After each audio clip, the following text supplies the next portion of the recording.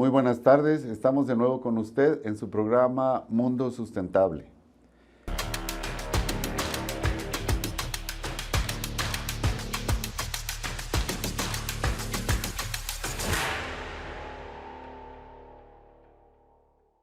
Y mire, hay movimientos en las universidades y a veces en las organizaciones civiles para hacer de cierto modo una preservación de las plantas, de los vegetales que hay en las diversas regiones. Y bueno, en la Universidad Autónoma de Nuevo León hay un movimiento en este sentido. Y en este programa vamos a hablar del Jardín Botánico Efraín Hernández Xolocotzi. Y para ello hemos invitado al doctor César Cantú Ayala, quien es investigador de la Facultad de Ciencias Forestales de nuestra Universidad Autónoma de Nuevo León. César, buenas tardes. Buenas tardes, Sergio. Bienvenido a Mundo Sustentable. Un gusto estar aquí con ustedes. Platícame, César, ¿cuáles son los antecedentes históricos de los jardines botánicos a nivel nacional y mundial? Bueno, los jardines botánicos surgen en la antigüedad. El registro más antiguo que se tiene es en Atenas, Grecia, en el tiempo de la Grecia clásica. Teofrasto, discípulo de Aristóteles, fue el primer creador de un jardín botánico en el año 320 a.C. Y este lo hizo para el estudio de las plantas medicinales sobre todo. Lo tenía en Atenas y, bueno, posteriormente se tiene registro en la India y en China por el año 1000 y en México. Nuestros ancestros, Moctezuma, Nezahualcóyotl, tenían también jardines en sus espacios, en sus imperios, ¿verdad?, en sus reinos. Y más recientemente, el primer jardín botánico creado en México fue en lo que fue la precursora de la Universidad Nacional Autónoma de México, la Real y Pontificia Universidad de México, en 1788. Ese fue el Jardín Botánico Real de México. Eso son la historia. En cuanto a los jardines, tenemos que en México existen actualmente alrededor de 51 jardines botánicos. Todos estos iniciaron, a nivel mundial se estima que hay 3,000 y a partir de 1950 hacia acá, la mitad de esos jardines fueron decretados, fueron declarados, fueron, digamos, creados. En México, en 1985, se hizo la Asociación Mexicana de Jardines Botánicos y en 1987 la Asociación Internacional de Jardines Botánicos. Entonces, la Facultad de Ciencias Forestales creó su jardín en el año 1986, precisamente en esa ola que se dio a nivel mundial, nacional, de la creación de estos espacios que permiten la conservación de la flora principalmente, ¿verdad? Ahorita mencionaremos algo respecto a los jardines no biológicos, que es una nueva línea que existe en el país. Bueno, esos jardines etnobotánicos tienen, en nuestro caso, 4 funciones principales. La primera es la conservación de la flora. La segunda es la investigación científica de las plantas que ahí tenemos. La tercera es la docencia, que sirven de apoyo para las clases de botánica y áreas afines. Y la cuarta es precisamente la divulgación científica. Recibimos muchos visitantes a nivel global. Se estima que se visitan alrededor de los jardines botánicos, son visitados por más de 400 millones de personas. En el caso de Estados Unidos, Norteamérica, Canadá, México, Estados Unidos, los visitan anualmente 70 millones de personas. Y eso hace espacios muy importantes para la conservación. Tenemos una flora mundial de 230,000 especies. Un tercio de estas se encuentran en jardines botánicos en el mundo. Y en el caso de México tenemos el 10% de la flora mundial, son alrededor de 23,000 especies. De tal suerte que en nuestro caso tenemos una flora, no tenemos representada la flora total. Se pretendía, en el año 2012 se hizo la estrategia mundial, la estrategia nacional de la botánica en México, y se pretendía que para el año 2020 se tuviera la totalidad, 80% de la flora nacional protegida. No lo hemos conseguido, pero estamos en ese camino, ¿verdad? me estás hablando, ya me hablaste mucho, ya me estás hablando del jardín botánico que ustedes tienen. Sí. Muy bien. ¿Cómo se funda o cómo empieza esto? Ya me dijiste que más o menos en 1986. ¿Y dónde se localiza? Es importante que lo comuniquemos a la gente. ¿Y por qué se llama Efraín Hernández Xolocotzi? Bueno, se localiza en Linares, Nuevo León, en el kilómetro 145 de la carretera nacional, en el campus Linares de la Universidad Autónoma de Nuevo León. Es un espacio de 10 hectáreas que pertenece a la Facultad de Ciencias Forestales. Este espacio lo creó el biólogo doctor en ciencias Glafiro Lanís Flores. Fue el precursor de nuestra facultad, el primer coordinador, y él en ese año estableció las bases para la creación de este jardín. Y el nombre se lo dedicó al que fue su maestro y mentor en los estudios de maestría que realizó en México, el etnobotánico Efraín Hernández Xolocotzi. Este estudioso de las plantas, sobre todo de las razas de maíz que hay en México, es reconocido a nivel mundial por los inicios que hizo de los estudios botánicos en relación con los seres humanos. A ver, me lo estoy imaginando, un jardín botánico, a veces lo oye uno en otros lugares del mundo, es un lugar cerrado, con un clima controlado, la humedad y todo, más o menos. ¿Es así este? No, este es un espacio abierto, de hecho de temporal, tenemos un riego limitado para las plantas, por tanto, ese espacio de 10 hectáreas tiene restos o remanentes de lo que es la vegetación nativa, matorral espinoso tamaulipeco y matorral submontano. Esas, de las 10 hectáreas, alrededor de 4 hectáreas están todavía cubiertas con esta vegetación, que son parte importante de la flora regional, y tenemos una colección de plantas, sobre todo cactáceas, importante, ¿verdad? Alrededor de 60,000 individuos de 80 especies que resguardamos en este espacio, ¿verdad? Con estas plantas se realizan estudios para ver cómo es su ciclo reproductivo, saber cuándo florecen y fructifican y con ello tener noción de cuándo se puede colectar material reproductivo para la restauración de ecosistemas, etcétera, su reproducción. Ok. Muy bien, César, se llega el tiempo de hacer el primer corte, pero regresamos para seguir platicando contigo de este proyecto tan maravilloso que tienen ustedes allá. Gracias, sí.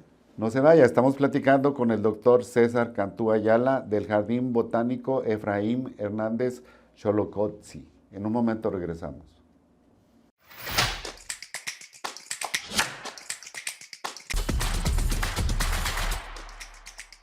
Ya estamos de regreso con usted en Mundo Sustentable y seguimos hablando del Jardín Botánico Efraín Hernández Xolocotzi con el doctor César Cantú Ayala. César, a ver, me adelantaste un poco de las funciones que pudiera cumplir este jardín que ustedes han desarrollado ahí.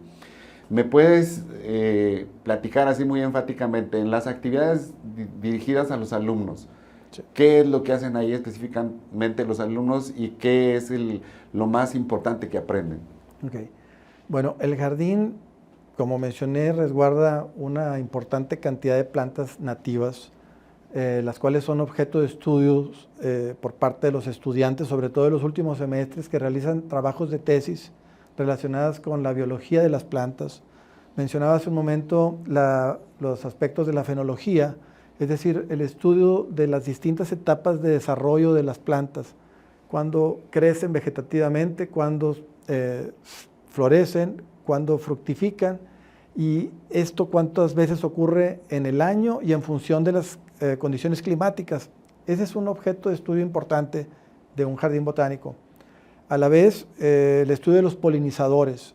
Sabemos que hay una crisis de polinizadores en el mundo y las plantas requieren, lógicamente, la presencia de estos organismos, pueden ser insectos, murciélagos, roedores también, que participan de este proceso y son también objeto de estudio. Los estudiantes participan también en un programa muy importante que tenemos de educación ambiental. En México es necesario, en el mundo en general, pero en el país sobre todo, es muy importante tomar conciencia a la gente de la importancia que tienen los recursos naturales, la biodiversidad para su bienestar. Cuando salimos a campo observamos en todas partes basura. Esto habla de la falta de cultura ambiental de la sociedad. Y nosotros lo que hemos hecho es realizar un proyecto con la Unidad Regional número 7 de la Secretaría de Educación del Estado, con quienes hemos establecido un acuerdo para recibir alumnos de las escuelas de nivel básico, medio, y lo hacemos regularmente, martes y jueves, recibimos alrededor de 200 alumnos semanales con sus profesores, y los alumnos nuestros de servicio social y algunos de los últimos semestres participan dándoles una conferencia sobre la importancia del cuidado de la biodiversidad. Hacemos énfasis en los aspectos de las efemérides ambientales, el Día de la Educación Ambiental, el Día de la Vida Silvestre, etc. Y los alumnos nuestros se forman como educadores ambientales bajo nuestra tutela. A la vez sirven de guías para los niños y las maestras, y les explican en un recorrido que se hace dentro del jardín en estaciones predefinidas para mostrarles la riqueza que tenemos, botánica y zoológica, también vamos a ver eso en un momento, y la importancia que tiene como fuente de servicios ambientales para la sociedad. Y los niños, debo decirlo, llevamos un registro detallado de su presencia, se les hace que participen con juegos que tienen que ver con el cuidado del ambiente, y se van fascinados. Muchos de ellos quieren quedarse en la escuela, los más pequeños, ¿verdad? Son muy enfáticos y espontáneos en sus expresiones, y les encanta el estar en contacto con la naturaleza, y eso es muy satisfactorio. Me has estado platicando de los alumnos. ¿Qué pasa con un agente común? Al aparecer un agente normal, no un estudiante, la actividad que una persona desarrollaría ahí, ¿que es meramente contemplativa, o también les dan alguna explicación o algo respecto a lo que hay en el jardín? Bueno, lo que tenemos visitantes también fuera de ese programa, de todo tipo, ¿verdad? Especialistas y público en general. El jardín en este momento está enfocado a servir básicamente dentro de este marco de actividades. Recordemos, Linares es un pueblo mágico, y hemos tenido el acercamiento para que lo incorporemos dentro de los atractivos, para que la gente lo visite, pero todo esto tiene implicaciones logísticas, de seguridad importantes. Recordemos que el Campo Linares es un espacio de cerca de 900 hectáreas, con muchos espacios de matorral, y en esos lugares no se toca la flora ni la fauna, o sea, se respeta, y tenemos presencia de víboras de cascabel, etc. Tenemos mucho cuidado en que los niños que nos visitan sean supervisados por guías. Por cada 10 niños, 20 niños, dependiendo del número de estudiantes que tengamos de apoyo, tenemos un mínimo de 2 personas supervisando al grupo. Por cada 20 niños, 2 guías, uno al frente y otro atrás. Nunca ha sucedido nada, tenemos mucho cuidado, siempre hacemos recorridos previos cuando nos van a visitar.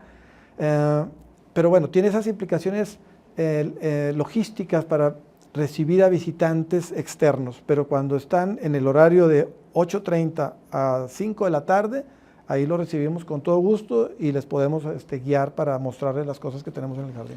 Ya me has mencionado durante esta conversación a los polinizadores, y ahora me manejaste a las víboras de cascabel. ¿Podemos pensar que este jardín también juega un papel en la parte de la etnobiología? Exacto. Este es un buen punto, Sergio. En el año 2020, el gobierno de la República tuvo la iniciativa de crear jardines etnobiológicos, es decir, no solo relacionados con la botánica, sino con los grupos biológicos, plantas, animales y microorganismos. Para ello crearon un programa de apoyo a través del CONACYT, y la Universidad de Nuevo León, la Facultad de Ciencias Forestales con la Facultad de Biología y Agronomía, hicimos un proyecto común el cual hemos ya llevado por 2 periodos consecutivos y estamos por renovar un tercero, en el que nosotros, en el caso de Linares, el Jardín Hernández Xolocotzi amplió su espacio de 6 a 10 hectáreas y esa nueva sección la denominamos un jardín etnobiológico, es la sección etnobiológica del jardín botánico. No, mantuvimos el nombre original del creador y a quien se le, se le dedicó, y con ello ahora hacemos una labor para observar también la fauna asociada y también, por ejemplo, tenemos áreas de cultivos agrícolas para que los visitantes vean cómo es el ciclo reproductivo de las plantas que se cultivan en la región. Frijol y maíz, por ejemplo, acabamos de cerrar el ciclo hace un mes y cacho, y los visitantes iban y veían el proceso de crecimiento, la formación de surcos, cosa que no conocen la mayor parte de las personas, ¿verdad? Eso por una parte. Y en relación a la fauna es un tema interesante porque lo primero que se antoja hacer cuando se habla de observar a la fauna es crear un zoológico. Y estos elementos, digamos, para el manejo de la fauna, para la apreciación de la fauna, están de salida, ¿verdad? Son espacios más de tortura que de servicio de conservación. Lo que nosotros diseñamos fueron espacios para atraer a la fauna, con comederos y bebederos. Colocamos cámaras trampa que son sensibles al movimiento y durante el día y la noche, cuando la presencia humana no está ahí en el jardín, se acerca a la fauna y hemos tenido imágenes extraordinarias que van a pasar ahora, ¿verdad? Pueden ustedes observar de gatos montés, coyotes, guajolotes, zorras. Los grupos comunes, ¿verdad?, de la zona están ahí presentes. De ahí que, bueno, los animales son reactivos, generalmente no son agresivos por naturaleza, son accidentes los que suceden cuando un animal ataca a una persona, cuando uno invade un espacio de ellos. Por eso esos eventos están, digamos, no están previstos, los tenemos en cuenta, pero son muy remotos que sucedan, ¿verdad? Sí. Pues muy bien. Con todo esto que me estás platicando, me viene una siguiente pregunta que te voy a dejar sobre la mesa para el siguiente segmento. Con todo esto que me estás diciendo, obviamente habrá procesos de investigación involucrados, pero me respondes en el siguiente segmento. Con gusto.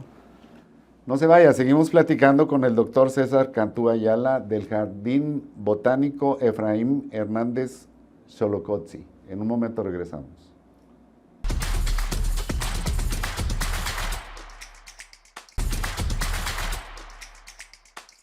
Ya estamos de regreso con usted en Mundo Sustentable.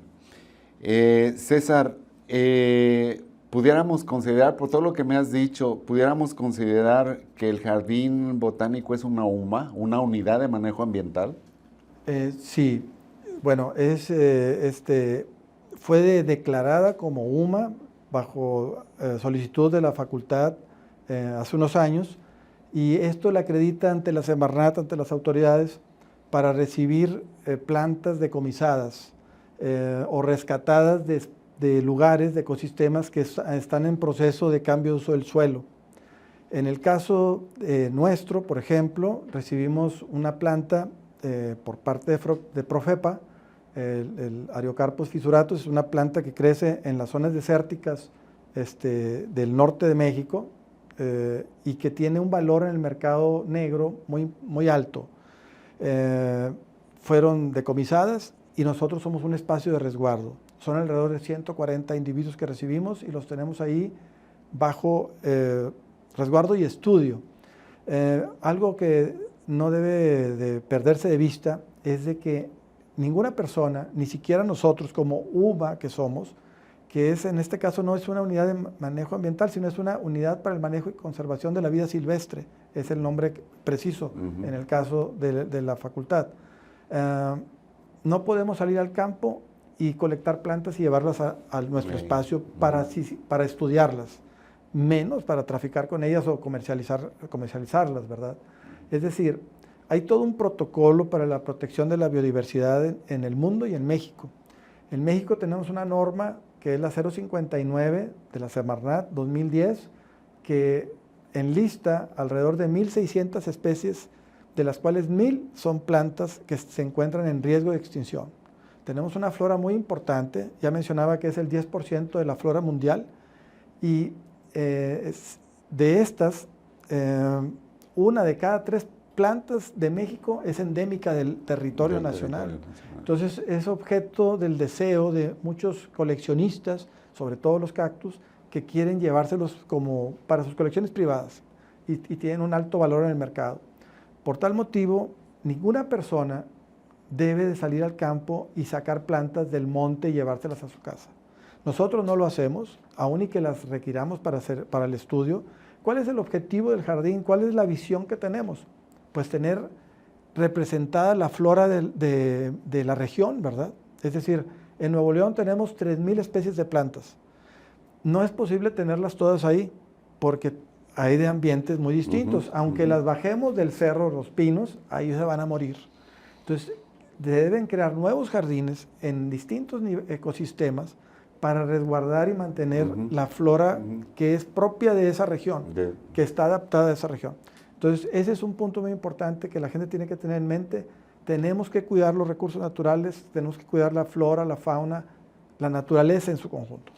Con todo esto ya me das pie a lo que dejamos en la pregunta anterior, porque prácticamente me estás hablando ya de procesos de investigación. Sí. Platícame un poco más de esto. ¿Qué hacen en la facultad y en el jardín como procesos de investigación? Bueno, ahí lo que hemos venido haciendo es el registrar a lo largo del tiempo datos fenológicos de las plantas. Observamos también cuál es su respuesta a las condiciones del clima, ¿verdad? Hay plantas que vienen de las zonas del altiplano y que las tenemos bajo resguardo en nuestro espacio y que no tienen un desarrollo normal, digamos, respecto a su hábitat natural. Y nosotros lo que hacemos es registrar estos procesos y tenerlos bajo estudio, ¿verdad? Estamos iniciando trabajos que tienen que ver con la polinización. De hecho, ya se han realizado algunas tesis al respecto, con la fenología que ya mencioné, y también ahora con la asociación con la fauna. Hay también especies, por ejemplo, de roedores, que tienden a depredar las semillas y también son un factor de disminución del potencial reproductivo de las plantas. Otros, por el contrario, son facilitadores de la germinación cuando pasan a través de su tracto digestivo. Entonces, todos esos aspectos son el objeto de estudio de nuestros estudiantes.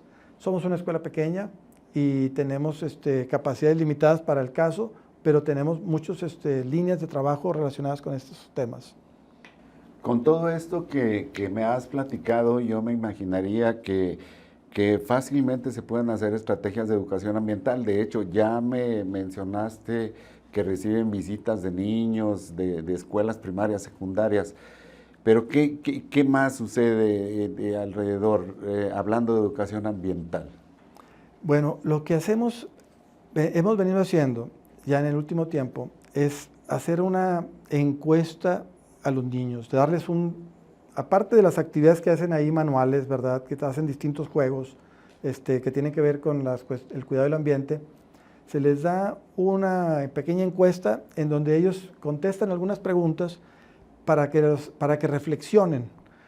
Esto tiene que ver, por ejemplo, con qué problemas ambientales ves en tu barrio, cuáles soluciones potenciales observas que puedes tú proponer, qué debería hacer la autoridad al respecto. Y con ello, bueno, luego les preguntamos qué carrera te gustaría estudiar. Esto según el lenguaje adaptado a los distintos niveles educativos, ¿verdad? Según sea el grado escolar en que nos visiten. Y con ello recabamos la información y pretendemos generar una visión, un análisis de la visión de los niños según sus rangos de edades, para saber cómo contemplan ellos la naturaleza y qué soluciones y problemas ven en ella, ¿verdad? Ese es uno de los puntos más importantes, creo. Lo que hace falta es, primero, conectar a la sociedad con la naturaleza, que estamos pegados a las pantallas, y segundo, reflexionar y saber que somos parte de la solución de los problemas. Muchas ideas que están ahí tienen viabilidad siempre y cuando encuentren el medio adecuado para prosperar. Muy bien. César, pues se nos agota el tiempo. Digo, el programa tiene un tiempo limitado. Ha sido muy, como siempre, muy rico platicar contigo. Pero me gustaría que para el cierre hagas una invitación al público en general para que los visiten. Claro que sí. Estamos ahí en Linares, Nuevo León, en el kilómetro 145, dentro de las instalaciones de la Facultad de Ciencias Forestales, el Jardín Botánico Efraín Hernández Cholocotzi. Estamos para servirles de 8:30 de la mañana a 5 de la tarde. Podemos recibirlos de lunes a viernes. Bajo solicitud especial podría ser el fin de semana. Estamos desarrollando, tenemos nuestra página de internet y la del Jardín Botánico está en construcción. Próximamente estará disponible en las próximas semanas. César, muchas gracias Por haber estado con nosotros. Un gusto estar contigo, Sergio. Un placer. Gracias. Pues mire usted todo lo que nos ha dicho aquí el doctor Cantú Ayala. La verdad es que veamos nuestro entorno, aunque vivamos en una zona desértica, hay muchas cosas que ver. No se lo pierda. Visite el Jardín Etnobotánico de la Facultad de Ciencias Forestales. Gracias.